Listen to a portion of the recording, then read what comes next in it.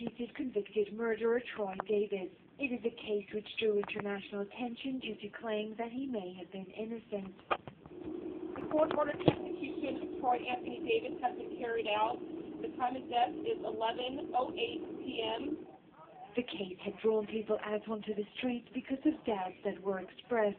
He was convicted of killing police officer Mark McPhail in 1989.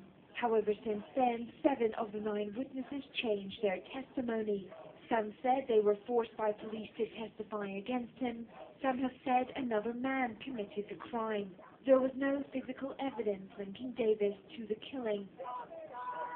One journalist who witnessed the execution said Davis maintained his innocence right up to the end. The McPhail family and friends sat in the first row. Warden read the order, asked if Troy Davis had anything to say, and Davis lifted his head up, looked at that first row, and made a statement in which he said he wanted to talk to the McPhail family, and said that despite the situation you're in, he was not the one who did it. He said that he was not personally responsible for what happened that night, that he did not have a gun. His defense attorney put his death in a racial and class context.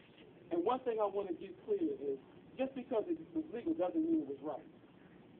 Slavery was legal, but it wasn't right. Jim Crow segregation was legal, but it wasn't right.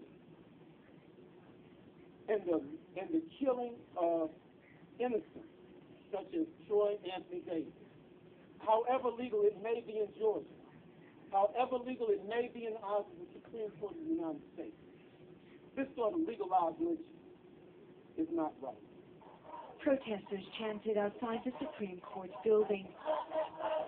His lawyers had tried to stay the execution with their efforts reaching the Supreme Court.